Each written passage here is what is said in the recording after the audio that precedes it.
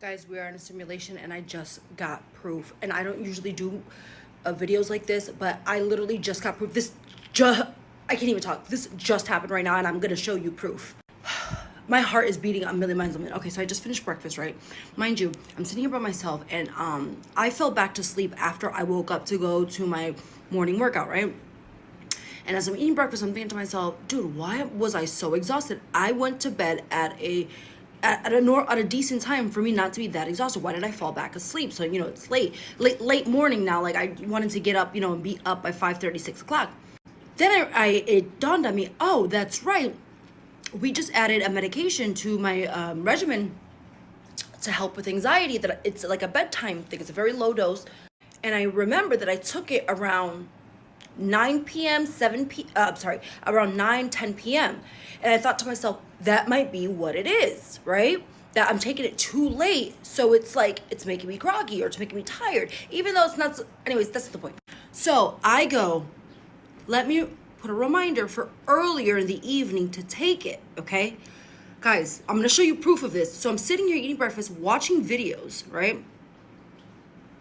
And I go, hey, her name? I go, set a daily alarm for 7 p.m. That's all I say, right? She comes back and says to me, and I'm going to show you the proof. She says, a 7 p.m. alarm for your anxiety pill has been set. I didn't say what the alarm was for. I didn't even say it out loud. This was all an internal dialogue that I was having. No one is here. I'm going to freaking show you, because the thing came up at the top. Look. So like I said, I was watching videos. So I was watching this lady's video about, the gossip, whatever. And look at what it says. Look at that. Now, look at how, and one can say, oh, you Photoshop that. Watch this. So this photo, for some reason, I had to crop it because when it's big, you can't see the top. But watch this. Look at the Siri bubble right here. Because she had just spoke it to me. I have never been one to really feed into those type of things. But if that isn't proof that we're in a simulation, if that isn't proof that these things are reading our minds, that just blew my mind. I don't know. Hey Siri. Hey Siri. Set a daily alarm for 7 p.m. I turned on your anxiety pill PM alarm at 7 p.m. starting today.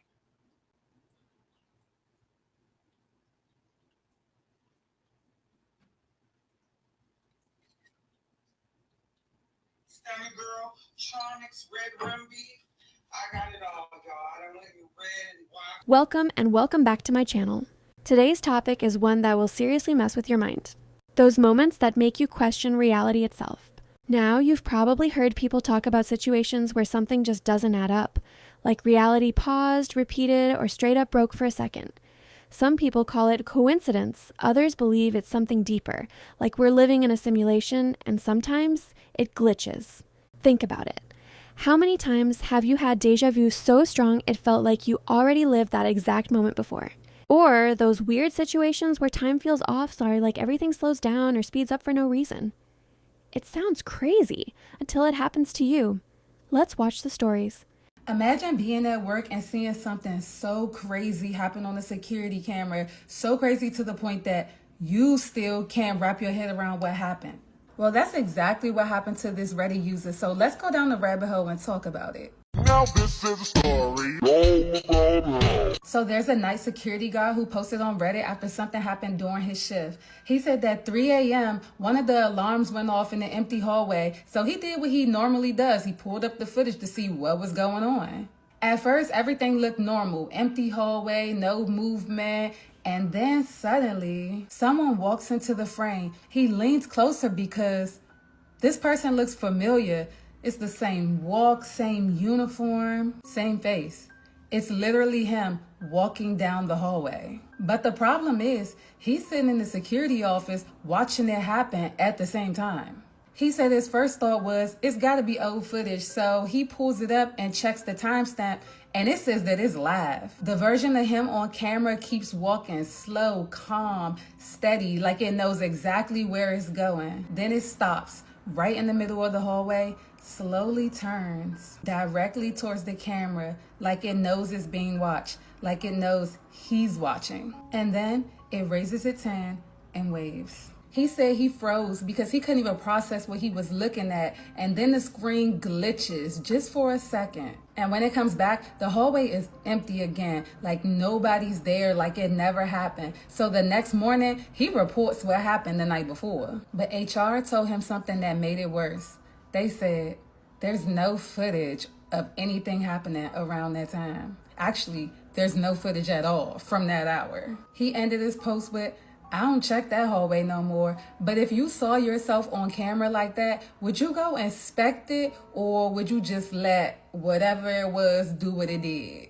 So excuse the hot mess I am. I'm in the middle of dyeing my hair, but I figured while I was waiting for it to do its thing, I would go ahead and do my thing. Okay, so as she says in the beginning, we were going to Florida for my uncle's funeral. He's like a grandfather to me, and it was me, my two younger brothers, my younger sister, and my brother's wife, my sister-in-law, Letitia. And we all decided we're taking my car. I have the biggest SUV. We're all just going to go together because at the time we all lived in the same state. So we all go down there. This is Friday night. We drive down there. Saturday, we do like the wake, the whole family thing, all that good stuff. Sunday morning was the actual like funeral where we actually buried him. And so, after the funeral, everybody goes to like, my aunt's house, and we're all gonna have like lunch or whatever. We figure, well, we'll leave at like 2:00 in the afternoon. That way we have like a 10-hour drive back home. That way when we get home, it won't be too late. And, we have to be at work on Monday. So all of us will be at work. So we're like, okay, so we'll just, we'll leave about 2:00. But we were having so much fun being with our family members we haven't seen in a really long time, and just sharing stories and having a good time that we didn't want to leave. So we decided that we were going to just stay a little bit later, and we ended up staying till like 5:00 in the afternoon, which means we were going to get home. It's like really, really late, which means I was going to go to work with like zero sleep on me. So we are driving. I'm doing the first part of the driving, and we're driving about 5 hours. So we were right outside of Tifton off 75 heading north, and it was probably a mile or two past the Tifton exits. And I'm like, I really, really gotta pee. I've been holding it. I'm like, I can't hold it any longer. We're gonna stop. I'm gonna go to the bathroom. They're like, yeah, we gotta pee too. Like, let's stop. We'll get some snacks. We'll go ahead and fill up. I got a half tank of gas. If you will, I'll go ahead and just fill up, and that'll get us all the way home. We won't have to stop again. So we get off this exit, and it's just this little no-name exit, dark exit or whatever, and we get off, and we're driving. And we're driving for like 15, 20 minutes or so. And like nothing, like there's nothing on this road. It's a straight stretch of road, okay? Nothing, flat, no hills, nothing. Straight stretch of road, tons and tons of trees on each side, no street lights. We didn't see any other cars, but I'm thinking, okay, it's like 8:00 at night on a Sunday. People are at home in bed already. They gotta be at work on Monday like we do. So I didn't think anything at the time. I didn't think anything weird about it. So after a while, I see like the lights of a gas station. So I pull up, I jump out of the car, I run in the gas station, make my way to the bathroom, do my business, and I'm like, oh, finally. And I open the door, and my brothers and my sister-in-law are standing there, and they're like looking at me. They're like they look scared. Like they look like really like scared. And I'm like, okay. Well, my sister pushes past me and runs to the bathroom. It's like a one-stall bathroom, like that's a one-toilet bathroom. And my brother looks at me, and he's kind of doing like the, like look, but he's not saying it. Like it's like almost like he's afraid to say anything. And I'm like, okay. So I look over, and that's when I see the gentleman behind the counter. So this guy, he is staring straight ahead. Like he's staring straight ahead. He's just like, no movement, no eye blinking, nothing. But it wasn't like he was looking at us. It was like he was looking like through us, like past us. But it was very weird. Like everything about him was like every bell and whistle, red flag was going off. Like, this isn't right. There is something wrong. And I remember just like this, just like my stomach like dropping. And I'm like, okay, like we're four Puerto Ricans and one Mexican kid. We're in the backwoods of southern Georgia. Like maybe he's a racist, or like, it was just something just felt off. So I'm like, okay, I'm going to ignore him. And my brother is just intently like staring at this man. And I'm like, okay, like, dude, like, stop looking at him. Like, just like, don't piss this guy off, please. So I start looking around the store, going through the aisles, like, I'll grab some, and that's when I start noticing like the environment we're in. And like, it was like really dimly lit, like the dim yellow fluorescent lights. Oh God, I'm getting like chills thinking about this. And it was just, the air was just thick, like it just didn't feel right. And that's what I started like noticing, like even the smells, like it smelled old and moldy, and it just was a very stale smell in the air. And that's when I noticed like the coolers like were like the cooler lights were like blinking off and on, and the glass was dirty and nasty. And I'm like, okay, I'm not gonna get a drink, fuck that. So I start going down the aisles, and I'm like, there's brands of things I've never seen before, just like really like old like brands I did know, but like old labels, like old labels, and everything was covered in dust. And I was like, this is not. And so, but at this point, I'm thinking, okay, this is weird. Like I'm starting to freak out at this point. And I didn't think to look at expiration dates or anything like that. Like that was like the last thing on my mind. So I go back over to my brother and sister-in-law were, and my sister comes out of the bathroom. I grab her hand, and all five of us just bolt to the car. Like, no, we didn't buy anything. We didn't get gas. Like, we got in the car, and we bolted. I peel out of this gas station, like, rubber burning, like, I'm getting out of here, and I'm going in the direction I know for a fact is the way we came. We made a left-hand turn into the gas station, so I made a right-hand turn out of the gas station to go back to the highway, so I know I was going in the right direction. So everybody's like, what was that? Like, everybody's freaking out. I'm thinking, okay, like, that was weird, like, I don't know, maybe it's a really old gas station, like, I don't know, but like, my brain is trying to come up with every logical explanation for what happened, like everything. And I just can't, like, this is just weird. So we're driving about 15, 20 minutes, and I'm like, okay, we should have been at the highway by now. Like, this is just, something's not right. And then all of a sudden we see gas station lights again. I see the same sign. And I'm like, what the hell? So I slow down, and I'm looking out the window, because the gas station's to my left. And I'm looking out my window, and the man is now looking out the window, and he's just staring. And again, it felt like he wasn't like looking at us. It was like he was looking through us, past us. I don't know how to explain it. It was really freaky. So my brother's like, "What? Go!" So I hit the gas. We're flying down the road. Another 15, 20 minutes goes by. And I'm like, okay, like, what the hell? Like, I must have gone off of a fork or something, but there was no turns. There was no roads. This was a straight shot road. Like, there was nothing. So, and I'm like, so I'm being like extra careful, making sure like I don't make an accidental turn I didn't see. I'm going straight. My wheel is like, I don't turn it at all. So there 15, 20 minutes goes by. And like, I see the sign for the gas station, but this time it's turned off. So again, I'm like, okay, there's something. So I slow down, and that's when I realized that the gas station was the same gas station, but it was all boarded up, like ivy, and like half the roof was caved in. And it looked like it had been abandoned for like 20, 30 years at this point.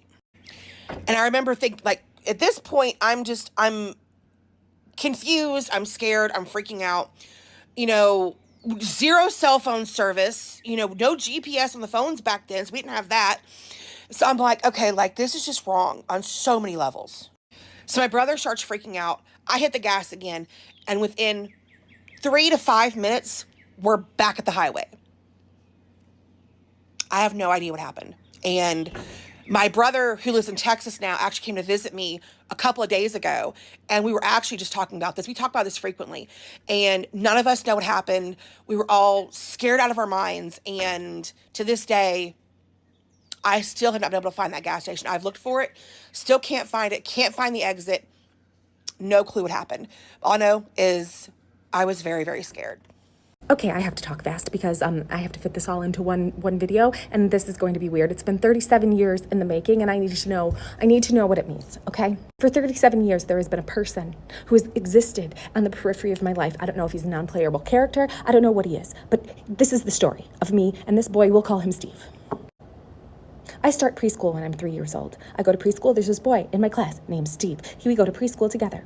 In kindergarten, we go to kindergarten together, okay? It's not that weird. There's multiple kindergartens in this in the city that we lived in. It wasn't that strange, right, to end up at the same kindergarten. We're in the same class in kindergarten, first and second grade, but something happens in second grade, okay? In second grade, my family moved from New York to Michigan. We moved away. I was a new kid in second grade. I start my new class. A couple months later, in my new second grade class in a new state, my teacher says, "Hey kids, we're getting a new kid." Guess who the kid is? Guess who it is? It's Steve. Steve comes walking in. I'm like, weird, Steve. Did your family move here too? He's like, yep, sure did. Weird. So in second, third, and fourth grade, we're in the same class. In fifth grade, my parents switched houses in the same town that we lived in, but it was a big city, so we had to switch schools again. Thanks for that, Mom and Dad. So I'm a new kid, right, in fifth grade, starting on the first day, and my teacher's like, hey, there's another kid who also went to your old school. He's in the other class. Guess who it is? It's Steve. It's Steve again. Switched schools with me, again.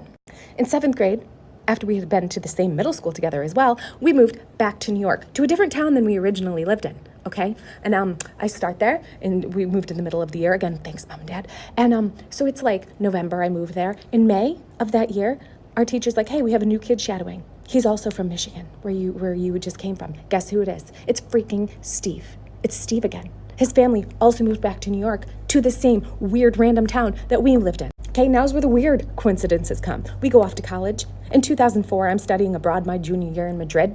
It was 2004, so the Yankees and the Red Sox World Series thing was happening. There was a sports bar in Madrid that aired all of the games for Americans. I had my bucket of Corona in front of me because, of course, Americans. And in walks Steve to this bar. Steve came into this bar to also watch the Yankees and the Red Sox. He wasn't studying abroad in Madrid. He was studying abroad in London, right? Weird. He ended up at the same bar. We can explain that away. Again, Steve and I, not friends, not enemies. We just coexist. In December of that same year, my friends and I who were studying in Madrid decided to go to Prague to see Prague at Christmas time. We're supposed to go on a pub crawl.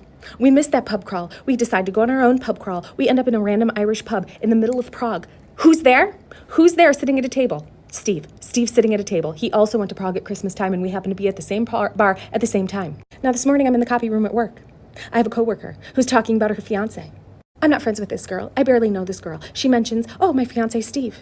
And I go, excuse me, what's your fiance's last name? I felt like Brad Pitt with the box. What's in the box? What's in the box? What's his last name? Guess who it is? Guess who it is? It's Steve. It's the same Steve. What does it mean? What is? Okay, so I have a glitch in the Matrix story. It's crazy. 10 years ago, I was dating this guy. And, we made plans for him to come over one evening because my daughter was going to be away at a friend's house. She was going to stay the night at her friend's, and it was just me and my daughter. So I'm going to be home alone. I make these plans. I'm like, whatever, come over at whatever time. And before he got there, I wanted to take a quick bath. So I'm in the bathtub. He texts that he's going to be there in 5-10 minutes. So I'm like, okay, I got to make it quick, whatever. So I'm in the bathtub, and I hear his truck on the road in front of my house, and I literally hear it pull in the driveway. There was my driveway was gravel, so I hear him pull in, right? And then I hear my door open. Now I had left it unlocked, but I closed it. So in order to open it, you literally have to turn the handle and push in. So anyway, I hear that happen. I hear the door handle turn. It even had a noise. I don't know, it was just an old door, whatever, it had a noise. And I hear the noise of the doorknob turning and the door push open. But then I don't hear anything else. And I'm like, hey, I'm in the bathtub, I'll be out in a minute. Just wait for me in the living room, whatever. So I start to get out, I start to get ready. And then I hear his truck again. And I'm like, what? I don't understand. Like, what? Okay, that's weird. And I'm like, whatever, I'm, you know, getting ready, getting dressed, whatever. And like, I hear the screen door chunk, chunk, you know, like, I don't know, whatever noise that makes. And I literally hear him, boom, boom, boom, walk up the steps. And I'm like, a little weirded out, but I'm, you know, I kind of yell out the same thing, like, hey, like, wait for me in the living room. Like, I'll be out, whatever. So as I'm getting ready, I sort of put that out of my head because like I'm focused on like getting ready. And I go out to the living room. I'm like, hey, like, thanks for, you know, I'm so happy to see you, whatever. And I was like, hey, weird question.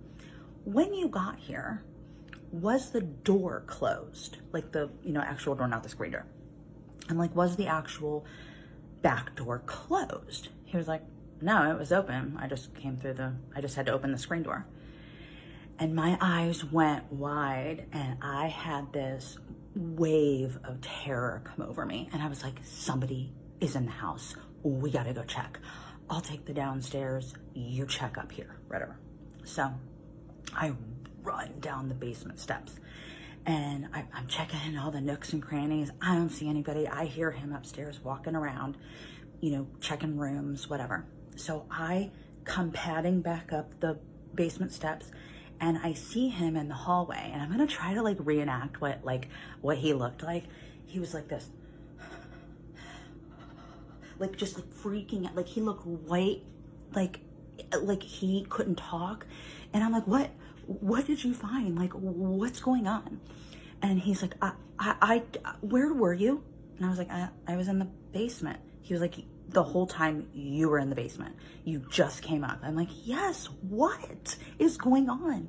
He goes, I just saw you walk into your bedroom and I thought it would be funny to come up from behind you and scare you. I saw you crouch down as if you were looking under the bed for something or somebody, you know, because we were checking for intruders. He goes, I saw you crouch down and I started to come up like to scare you. Then I hear you walking up the basement steps. My head turns, I turn back. The you that I saw is gone. And now you're here. And what the hell just happened? And so we were actually really freaked out. Like we were so creeped out. And then I proceed to tell him about, I heard your truck, like drive in front of my house, come up the driveway. I heard the doorknob go and the door open. What? And then I heard you again. I heard you arrive again. Whatever, it was like 3 or 4 minutes after that, in between the arrival of the first, I don't know, doppelganger. I don't know. And then when he actually arrived, and we actually slept in the living room that night because we were so freaked out, not only by like, you know, me hearing him arrive, but he actually didn't arrive. And then him seeing my doppelganger, we were freaked. We were freaked. So that's my my glitch in the Matrix story. I've never had anything happen like that since. And I had never had anything happen like that before.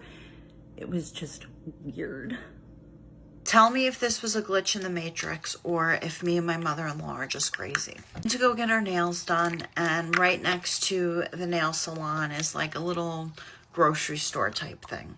We're like in a daze in there too. We probably circled the same 3 aisles for like 20 minutes and the store is relatively big. I got a half a pound of salami, a 1/4 pound of provolone, and Italian bread. I wanted to make a sandwich for my husband. I was also starving. So we're walking out, I rip a piece of the Italian bread off and I start eating it. We get in the car, and for whatever reason, we're not in a rush either, which is very strange because like I have a baby at home, my husband's home, it was like 7:30 at night. We just sit in the car. I pull out the salami. Now, when you have cold cuts and you rip that, you know that sticker rips. I mean, I just like ripped it, pulled the bag out, opened it, a few pieces of salami, put it on my bread, and it was like making a sandwich in the car. My mother-in-law came over, like leaned over, was grabbing some salami as well. We had just gotten our nails done, so there was a lot of picking. There was holes in the salami. It was just very strange. Don't judge me for this part because also this isn't us. Chunk of the salami fell on the floor, the car floor. Reached to go pick it up. Now it's like in a bowl. Pieces of the salami, we throw it out the window. Plop the part that didn't touch the floor on the packaging. More in the corner. My mother-in-law reached down, picked it up, and threw it out because it was in a spot that was gross. I took the salami, I threw it in the package, the ball of salami in the packaging, in the brown bag. Tell me why when I got home, I pulled out the salami. I put it on my scale. I was like, why does this look like nothing was eaten? It's reading a little over half a pound, which is probably the packaging. I FaceTimed my mother-in-law so quick. I was like, look at this. Look at this. She goes, what is that? The provolone cheese? She thought it was the provolone cheese because we didn't touch the provolone cheese. I'm like, look at the sticker. And she's like, the salami. You went back to the store to get new salami? No, I did not go back to the store to get new salami. This is the salami that we demolished in the car about 15 minutes ago. We have no explanation whatsoever. The whole thing was walking around the aisle for the same 3 aisles for 20 minutes in a daze. When we walked in, there was a C4 stand setting up outside. And then when we walked out, he was gone. He was setting up. He wasn't closed. He was pouring drinks in cups for people to try. Explain it to me, because I have a reliable source. Somebody went through it with me. Okay, so I've just moved, and here's the question. You know how when you move, sometimes you pack something in a box, and then you go to unpack that box, and even though you distinctly remember like wrapping it up and putting it in that box, it's just not there, and then you like never find it. It just vanished in the move. Okay, I'm having the opposite problem, and I feel like I'm losing my mind. So when I lived in Florida, I had this mug from Steven Universe, and I got it in a merchandise grab bag. I've never seen one exactly like this for sale, like on its own. This is the only one I had. But then when we moved from Florida to Tennessee and I unpacked 2 of them, I have 2 of them. I don't know where this one came from. I was so confused by this. I even texted my sister like, hey, did you have a mug and I stole yours? And she's like, I don't know where that came from. And then I decided, well, maybe I bought a second one and forgot about it, which does not sound like at all like me, but that is the most logical explanation. So sure. But this one I can't explain. So when we lived in Tennessee, I needed a dish for rings. I bought this cute little turtle. I got it at an antique mall. When I bought it, I distinctly remember I found it on a shelf and I was walking through the antique mall holding this turtle in one hand and a little ceramic Scotty dog in the other hand. And so there was definitely just one. It's not a thing that you see every day. I can't think of another place that I've seen this. I don't think it's a new item. It definitely seems, I don't think it's an actual antique, but it is probably vintage. So tell me why when I was unpacking just now, I have 2 of them. I have 2 of them. And if you look, they even have sticker residue in exactly the same place. I tried to clean the sticker residue off this one, and that was the best I could do. And I swear to you, it looked pretty much exactly like this before that. And this one also, if you look, it's a little bit dirty on its head and legs. This is like exactly how this one looked when I first bought it, like before I cleaned it up and put it on the shelf. So what is happening? Am I the receiving universe? Is there like a parallel universe version of me who's unpacking boxes right now and going, I wonder what happened to my Steven Universe mug and my turtle dish? Like, what is happening? Why are things duplicating in boxes for me? What? I'm so fucking freaked out right now. It's not even funny. I went downstairs to get a water bottle. My girlfriend's water bottle, and I thought it was strange because I thought I saw it upstairs, but then I went upstairs. Oh my god.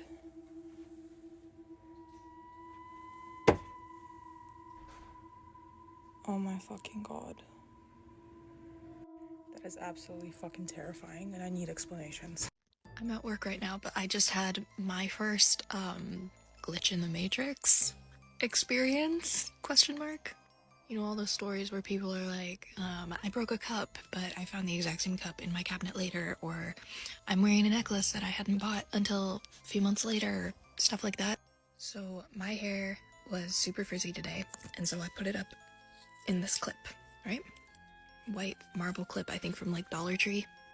But then I was at the orthodontist today, looking at my Invisalign or something, and it hurt when my head was against the chair, so I took the clip out and I put it in my pocket. So then I'm out of the orthodontist and I'm walking to my car and I pull my keys out of my pocket, but something crashes to the ground at the same time. And so I look down and it's the clip. The clip fell out of my pocket as I pulled my keys out and landed on the ground in front of me. So I pick the clip up and I'm like, okay, whatever. And I put my hair back up really, really quick. And I get in my car and I drive off to wherever, my work. So now I'm parked outside my work, my hair is up, I turn my car off and I put my keys in my pocket, but I feel something else in my pocket.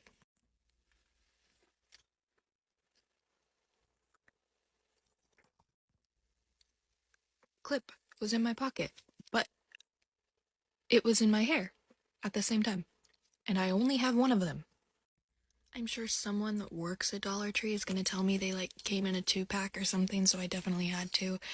And sure, but then why did it fall out of my pocket? How did I put it in my hair? And then how did another one end up in my pocket is the question. If you don't like crazy stories or diving down into a rabbit hole, keep scrolling. This video is not for you. But if you are, I'm going to tell you the crazy experience I had this morning when I tried to astral project. Now, lately, whenever I try to astral project, I end up just quantum leaping into an alternative timeline. I'm going to call them ATs for short here. I jump into an AT and I explore. Usually when I go into an AT, I'm always curious as to what this timeline's version of husband is doing in those timelines. So that's exactly what I did. I went searching for that guy and I found him and I walked up to him and I introduced myself. I said hello and he, exchanged quick pleasantries and he asked me like, who are you? And I told him, I was like, you're never going to believe me if I told you. And he was like, he looked at me intrigued and he said, try me. Who are you? And I told him, I am from the year 2023. Now, I know what a lot of you are thinking. You are not supposed to tell anybody the time that you are from. None of that. The gatekeepers don't like it. And that's exactly what happened. There were 2 gatekeepers nearby. They heard it. They gave me this shocked, crazy look of like, oh shit. And of course, they said something in their little ear speakers, walkie-talkie things. And then they started coming towards me and tried to grab me so that they can clean up the timeline. And this is the first time that I've done this. Normally I run and get out of it. But this time I looked at them and I said, no, I am here for a reason and a purpose. Leave me alone. Go away. And they freaking did. What? I didn't know you could just command them to do that shit. I did it one other time before, but I just thought that was like a fluke thing with that one gatekeeper. But anyways, so then I continued my conversation with him and we sat down and I told him, I was like, in my timeline, you're my husband. I'm your wife. And then all of a sudden, my youngest son was sleeping in bed with me. So I felt him moving and then I felt that energy starting to pull and I started to like dematerialize in that time zone. And I told him, I can't stay. It's not, the energy is not stable, but I will be back. I will find you again. I quickly shot back into my body and then my son was still asleep. So I was like, okay, go back. So then I immediately, and a lot quicker than the first time, went back into the quantum jumping, went right back to that place and then found him again. It took me a minute. I had to walk around, but I found some people walking towards like this restaurant. So I walked towards that area and I found him. I saw his head and I shouted his name and he was like, actually, my name is Doug.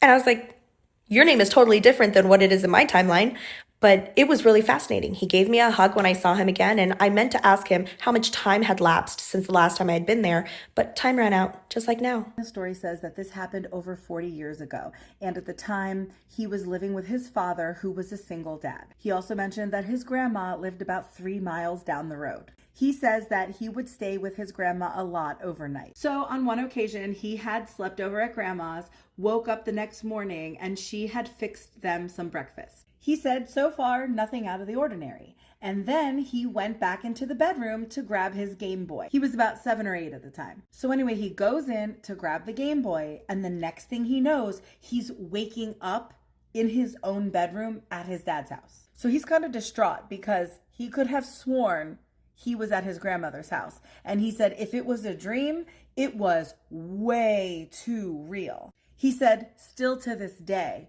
it was real. So he goes into the living room and he sees that his dad is on the phone. And then he hears his dad say, I swear, Mama, he did not spend the night with you. So after a little while, he gets off the phone and he says to his son, your grandma said that she could have sworn you slept over at her house last night and that you must have run off after breakfast. And then he even ends it with, I guess she was dreaming. So little boy and grandma both remember the sleepover that definitely happened. So then what in the heck occurred to make him wake up in his own home? This happens to me every day. Look, that's a RAV4 on level 3. It's right there, right? The third spot down. Now, I swear to God, this happens to me every fucking day. I park always on the 4th floor, but always different places. Level 4.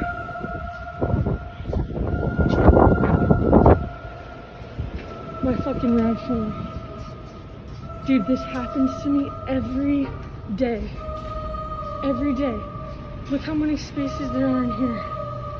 On level 3, a RAV4 is always parked in the same exact space that I fucking am. It's weird. Look at this shit. Look at this shit, bro. Look at all these fucking cars. But look, watch this. I'm gonna show you guys something.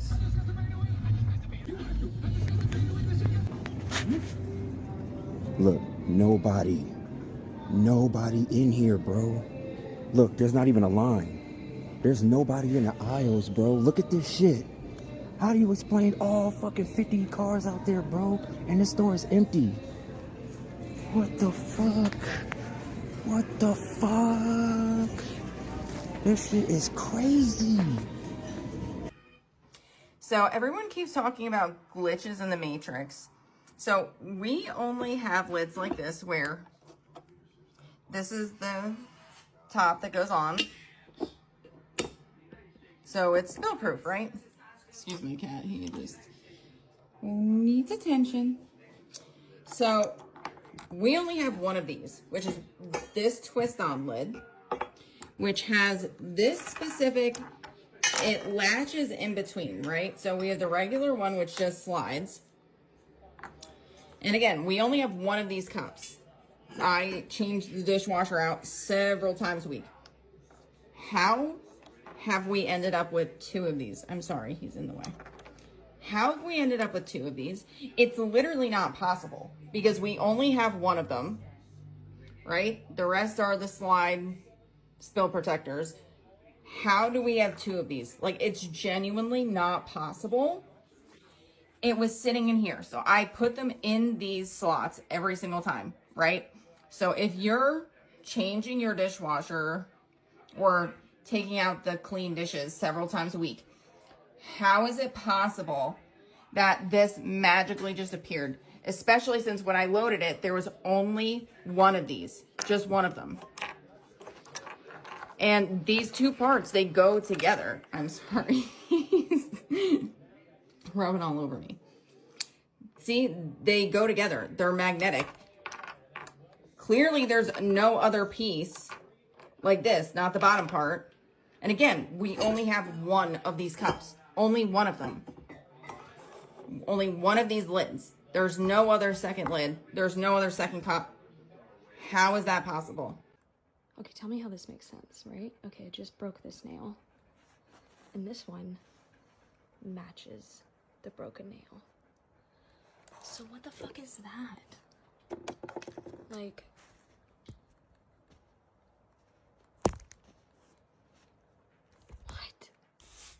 So I went inpatient at McLean's hospitalization, and they have like sensory toys, squishies and stuff, and I got like this little guy there, right? I got one. Tell me why I find numero dos in my bag today. Like, I'm in my PHP we're about to like talk over like glimmers or whatever. And I'm like, bro, I can't focus because there's a freaking glitch in the Matrix. It's so cute too. So, just curious, does this happen to anyone else? Because I swear to God, I grabbed one from McLean's. And it just like spawned in my bag. I don't know, like. Anyways, like, how would y'all interpret that? I'm gonna go before I have like an aneurysm. Bye.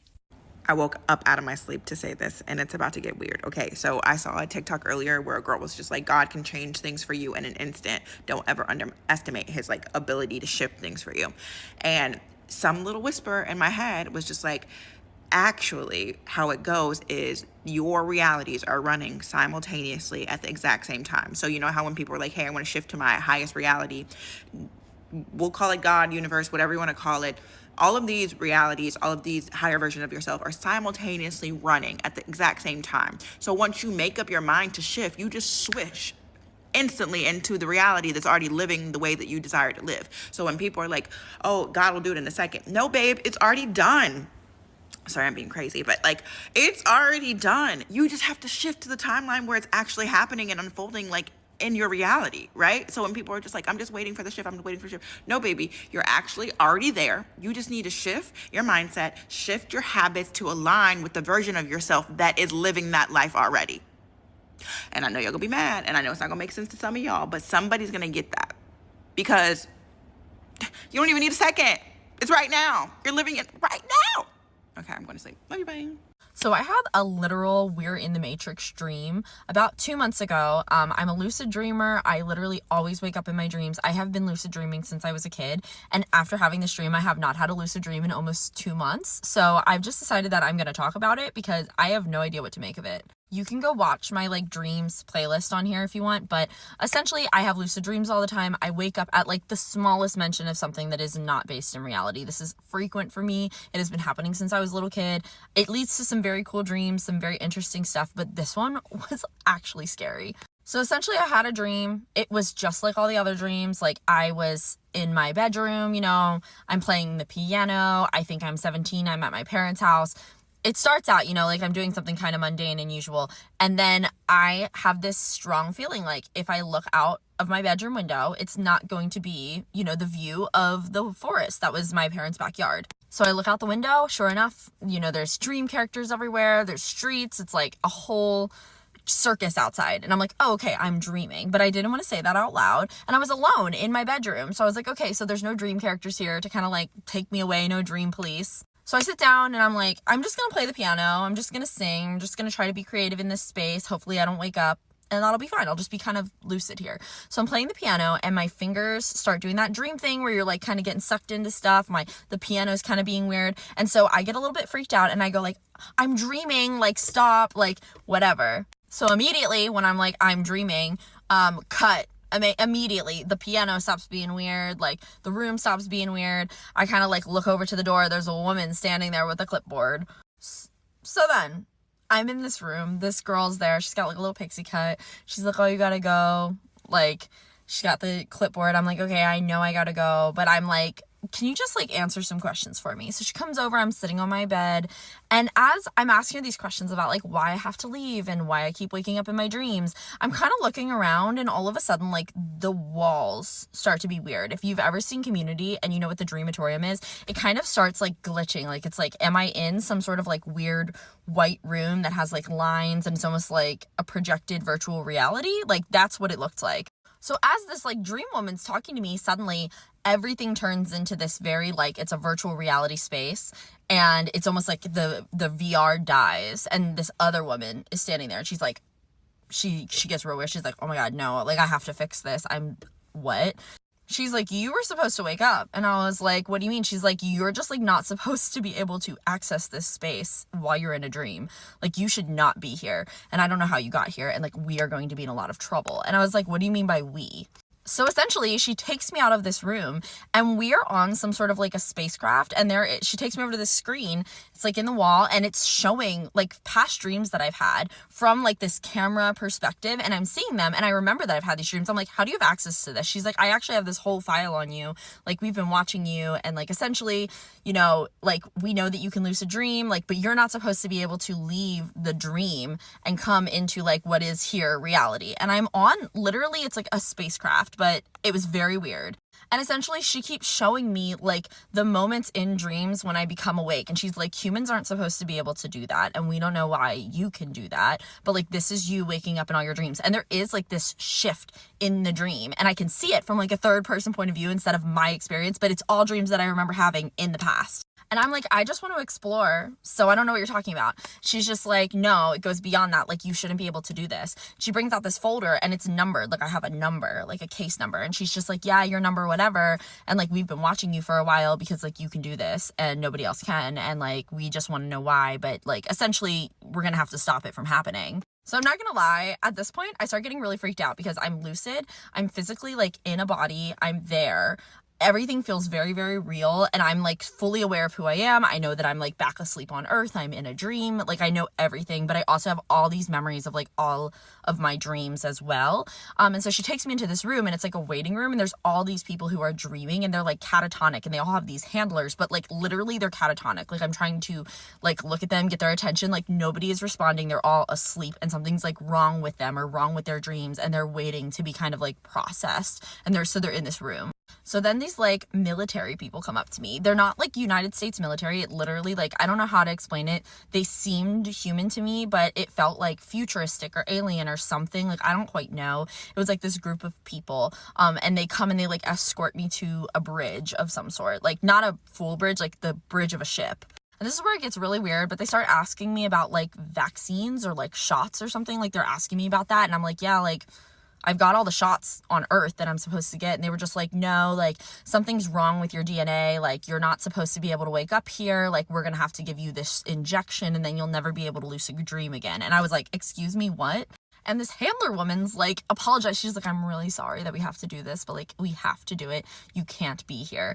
And so I'm just like, what are you talking about? They start talking about like B12. I don't know where that came from. They started talking about like certain genes, and then they put these like dots on my veins. I was like, get off of me.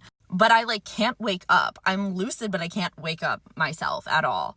So essentially I have this conversation with these like higher ups, like whoever are the captain or whatever. And they're telling me that like, they're asking me questions. They're asking me about my experience. I'm asking them about like why I can't be there. They're kind of being like, well, that's classified, whatever. And then they like prepare this injection, and they give my handler like a shot, and they're just like, okay, you're gonna have to like take her back to the room, give her this injection, and she's never gonna be able to lucid dream again. And I'm like, what? So I get taken back to the room, right, with this woman, and I'm like, please don't do this. Like, I love lucid dreaming.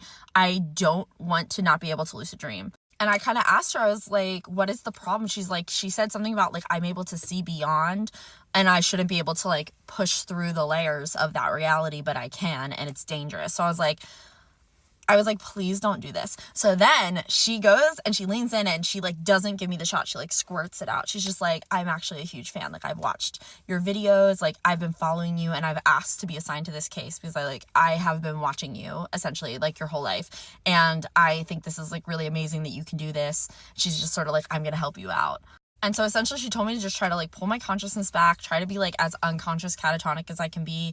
And like, I started crying, and she's like, that's fine, but like, you have to just like wake yourself up. So I just like pulled my consciousness back, and I was like sobbing, and I woke myself up. And then it was crazy because essentially like, she was telling me like, if they find out I didn't give you this shot, like, they're gonna come looking for you. They don't want you to be able to like dream like this again. And then when I woke up, I literally had like 104-degree fever. I was not sick when I went to bed, and then I woke up with this 104-degree fever. Felt like I was dying, and I was sick for like 4 days with like this horrible flu that came out of nowhere when I had that dream. And ever since then, I haven't had another lucid dream. like at all. In fact, I'm having like weirdly normal dreams, like dreams about stressful things going on in my life, like dreams that would wake me up, and I have not had another lucid dream. So I don't know what to make of that. It really scared me. And to be fair, actually, like I got so delirious with fever. I was like, I told my fiance about this dream, and then I was like, I am going to like go back to sleep, and I'm going to make a deal with the people that like if my fever breaks, and because it wouldn't break, like I was taking medicine, my fever would not break for like 3 days. I was like, if my fever breaks, then like I won't lucid dream anymore. And I went to sleep, and I do not remember having any sort of a dream about that, but I did wake up, my fever was broken, and I have not had a lucid dream since. So I literally don't know what that means. And if anything, it's really hard to think about because I'm just like, it was so real, and I can very vividly remember being there for like the whole dream and what everything looked like and how futuristic and alien it was. And it was actually really scary. Like when I woke up, I was so paranoid that I wasn't going to be able to remember it. And I was so sick that it was like really hard to even like write it down. So yeah, I don't know if you guys have any thoughts or if anybody else has had any experience like this. Essentially, like I don't want to be like we are stuck in a matrix or anything like that, because maybe dreams are just weird things. But considering I've had psychic dreams, I have dreams about people's deaths, like when they die, I have like premonitions, and that's really connected to the real world. I'm just sort of like, I don't know what to make of this dream. And like I said, it's been 2 months, and I don't think I've woken up in a dream since. So that's that. All right, so my husband and I are pretty sure that we're living in a simulation. The neighborhood we moved into last year is very bizarre, and things are kind of on a loop. So we've called it the loop. We're pretty sure it's a simulation, and I'm going to start recording some of these things. But just for an example, I went to go get coffee this morning. It's about 10 minutes there and back for me to go get that. And when I left, I pulled out of the driveway. There was a woman who we see quite often with a stroller and a baby walking up and down the street. She was right at the end of my driveway when I left. When I got back, about 20 minutes later, she was in the same spot, moving very slowly. And I'm pretty sure it's a glitch. And when I say this lady was in the same spot, I mean she was in the same spot, not facing the other direction, coming back from like going to the end, turning around and coming back. She was still facing the same direction, going the same way, and basically in the same spot. So this girl emailed me and said that she and her friend went through a time loop after hanging out at a cemetery in their town and did not realize it until 13 hours later. So Tara and her friend decided that they were going to stay out all night one night when they were in 9th grade, and they were just going to hang out around town and hang out in the cemetery that was in their town in North Queensland, which I am almost positive is in Australia. So she leaves home around 6:30 p.m. and she meets up with Cece around 6:50 after Cece finished dinner. Now they originally went to the Meccas, which is slang for McDonald's there, and they hung out there for about an hour, and then they met up with their friend Jasmine at the high school that was around the corner from the McDonald's. They then decided that they were going to go to the golf course because there was a beach behind the golf course. Now they're just kind of like hanging out and dilly-dallying around, so it took them a little while longer to get there. So they ended up at the beach around 9 p.m. Hanging out at the beach for around 2 hours, just messing around, but then Jasmine has to go home because her mother will not allow her to stay out all night, so she has curfew. So they go and drop Jasmine off at her house. So they go and drop Jasmine off, they say their goodbyes, and then Cece is like, let's go to this cemetery just to see if it's haunted. Let's just hang out there. So they hang out there for about an hour, but they start to get bored. So because they're bored, they decide that they want to go back to the McDonald's. So they go back to the McDonald's, but then again, Cece is like, let's try the cemetery one more time. At this point, it's around 2 a.m. before they headed back to the cemetery. Now here's where they hang out the longest. They get there at around 2 a.m. and they're there for 3 hours. And they're just like pretending to see ghosts and hanging out, talking about life. When 5 a.m. hits and both of their phones are almost dead, so they decide to head home. Because Cece's house was the first on the block before hers, they headed to Cece's house first. They get there around 5:30 a.m. They see Cece's mom. They say hello to her mom. She gave them some cornflakes. And then they decided that obviously their day was starting now, not ending. So Cece decides that she's going to get in the shower. Cece tells Tara at this point that she's going to take a shower and change, and then she's going to go over to Tara's house. She also suggests that they pack their bags and that they go to the beach for a swim. Tara's like, yeah, that's a great idea. Let's go. Like, get changed, get your stuff, get some supplies, and then we'll go to my house and then we'll go to the beach. I just need to take a shower and change. Here is where the problem begins, because when she's on her way home, she gets to her house and she sees that her father is home. Now he works the night shift until 6:30 a.m. and it's now 7 a.m. and she was not supposed to be out all night. So she knows that she is in for it at this point. So her and Cece are preparing themselves for this long discussion about safety and responsibility because they are teens at the time. So she walks into the door, Cece comes in behind her, she shuts the door behind Cece, and her dad walks up to her. And instead of getting mad at her, he says, I'm off to work. Are you going to go to Cece's still? Or is that an overnight bag? And she's like, what are you talking about? Tara then goes, didn't you just get home? Are you working another double shift again? And he's like, what are you talking about? I haven't even started work yet. Just then, her sister walks out of her room and says, I thought you left. Did you change your mind? And Tara's like, no, I just got home. And she's like, what, from the front gate? And she's like, no, I just got home from the night. And she's like, no, you didn't. They have this whole argument for about 2 minutes before Cece finally tugs at Tara's shirt and is like, look at the time. And while Cece is pointing to the phone, she looks mortified. And so Tara looks down at her phone and it's 6:15 p.m. on the night they left home. Here's the thing. They spoke to Jasmine about it and she remembers going out with them and going to the beach. She also, both of them spoke to Cece's mother, and Cece's mother remembers them coming over for breakfast. But Cece's mother assumed that she dreamt it. She said it was one of the craziest experiences that her and Cece had ever had, and she has never again spent the night out all night. She is 28 years old now and she still has never been out of the house later than 11 p.m. But what did you guys think of that story? That's so creepy. I honestly don't know what I would do. I think it's really weird that her mom recognized what was going on, and her mom had an experience, like Cece's mom had an experience and remembered them coming over, but thought that she dreamt it, and that Jasmine remembers going with them. I wonder what she thinks happened, or if she thought she dreamt it. She didn't say that in the message. But that would freak me out so bad. Honestly, I don't know what I would do. I would lose it. I would be like, there is no way. That would fully just put me in a panic. There's got to be so many other stories like this of people like going through time loops. My neighbor waved at me this morning, but I found out he passed last night. This morning around 7:30, I was taking out the trash like usual. My neighbor across the street waved at me from his porch. He always does.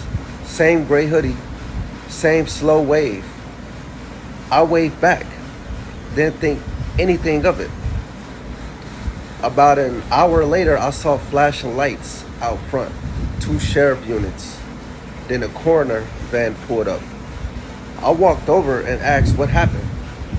One of the officers said he passed away last night around 9:40 p.m. No one found him until this morning. I told him, I saw the guy. I waved to him. The officer just stared at me. Then he asked, was he wearing anything specific? I said, yeah, a gray hoodie. The cop looked at his partner, then said, that's what he was found in. Slumped in a chair inside, he never left the house. He waved first, and he smiled like he always does. Story, and it's not so much creepy as it is awesome. I just love a good glitch in the matrix story of any kind. So the woman sharing this story says, the earrings I've owned for nearly 10 years just glitched. She actually does repairs on sterling jewelry, and 10 years ago, she purchased a whole bunch of just broken pieces of jewelry that over time she would try and repair. Among all these pieces were a pair of enameled sterling silver earrings that were missing their hooks, but they weren't quite a matching pair. They were the same shape, exact same size, same pattern underneath the enamel, but they were 2 completely different colors. One was an aqua color and the other cobalt blue. Also, these earrings are pretty unique looking, so I'm going to include a picture towards the end. So these earrings have been in a random box of fix-it bits for years. Every time she'd sit down to do one of her projects, she would run into them. She'd even sit there and think to herself, these would be such an easy fix, and she totally would and wear them, but they are not the same color. She said, side note, she has owned these things for longer than she's known her husband, and even he knows about them and has seen these mismatched earrings before. So about 3 days ago, she said she sat down at her bench and she went to go ahead and start working on another project, and she came across the earrings again, and guys, they freaking match now. She said all these years it was one aqua and one cobalt blue, and now they are both cobalt blue. She also said she lost her mind a little bit, and then she put new hooks on them and now has a beautiful matching pair of earrings, and I will show you right here. I feel like since they're so unique looking, it would be difficult to have like a third one or something. Like, what are the chances? Anyway, she said in the past year, she has had other little glitches happen, but nothing ever with a physical object like this, and nothing that she can 100% say she is certain that they were different, and she has a witness to corroborate that. I have a breakfast laid on at work every morning. Just a simple buffet of eggs, bacon, what have you. Nothing huge, and it's really only to feed about a dozen people or so. I am usually one of the first guys from my team to get to work, and the kitchen was deserted as usual. I walked into the little kitchen. There was a ceramic egg tray thing with 12 eggs in it, like the bottom half of an egg carton with a socket for each egg. All spaces were filled with warm, freshly boiled eggs. I take one, walk over to the garbage bin, shuck the shell, then I walk back over to the food and stop dead. There are 12 eggs in the tray again. No one entered the room while I was peeling the thing. I touched the mystery egg, and it was the same temp as the other eggs around it. Not a big thing, nothing major, but something very strange. Given one does not get presented with strange eggs from a parallel universe every day, I ate it. I would probably eat it too. At 12 years of age, my mom let me stay in the truck as she went grocery shopping. As I wait, I see an old guy walking towards the truck with an indescribable look towards me, as if I knew too much. He stops 5 feet from the truck, looks at me for a couple seconds, and heads back the exact way he came. It was rather traumatic for some reason, and very confusing at that age. 5 to 6 years later, my dad was showing me home videos of us at Yellowstone. At Old Faithful, I noticed that same guy, same look, same clothes, peering at us on camera, and at me through the TV. I'm freaked out just telling this. What on earth? Staring at you through the TV? That is not a human. My dad had this little toy monkey that he used to call his favorite child and tease me and my siblings with it. Not in a bad way, but it was really frustrating to us, and we spent hours trying to steal it from him. Well, anyways, one day we finally got it and threw it into the garbage after drawing on it and mangling it for a little bit. My dad laughed and searched for it for a bit, but basically figured we had thrown it out and gave up after a week or so. Anyways, a few years later, when I was about 17, I'm walking down the street in Toronto. I don't live in Toronto, was just visiting friends, and I see this little orange object on the side of the road. When I walk over to it, I pick it up and see that it is the exact same monkey. It even had the black Sharpie lines on it from when we drew all over it. I honestly cannot even come up with the chances of that happening, especially considering our garbage is sent to a local dump and is nowhere near Toronto. I used to work in a building that had 3 levels of sub-basements, with the piece of lab equipment I typically worked on in the lowest basement. I had the only key. There was a weird phone in there, and I did work late some nights, but not this night. I was sleeping alone in my apartment when I woke up to a call on my cell phone from my girlfriend at 3 a.m. She was in hysterics and asking why I scared her. Apparently, she received a call from that basement phone just a minute earlier, with someone who sounded like me, slowly repeating her name until crackling and fading out. My apartment was 10 miles away from work. I thought she was lying, but I saw the 3 a.m. call from the basement phone logged on her cell myself. Still freaks me the fuck out. My friend used to put up a reoccurring away message back in the day when everybody had AIM. She was a Beatles superfan and put up a sentiment from John and Yoko, Acorns for Peace. Well, one day, I was walking around my college campus thinking about it, but failing to remember the full quote. In my mind, I kept thinking, something for peace, something for peace. What the hell is that away message? Right then, some chick on a cell phone walks by me and screams out, Acorns! I realize this is not super freaky, but it made my day at the time. It's not every day someone screams out acorns in your vicinity at the exact right time. Maybe it was the spirits of the Beatles helping you out. Some theories say it's just the brain misfiring. Memory overlap, perception errors, things science can explain. But others, they believe it's proof that reality isn't as solid as we think. So the real question is, are these just tricks of the mind? Or are we catching tiny cracks in something much bigger? Drop your thoughts in the comments. Have you ever experienced a glitch you couldn't explain? Don't forget to like, subscribe, and hit that notification bell for more mind-bending topics. And remember, if reality ever feels off, You might not be imagining it.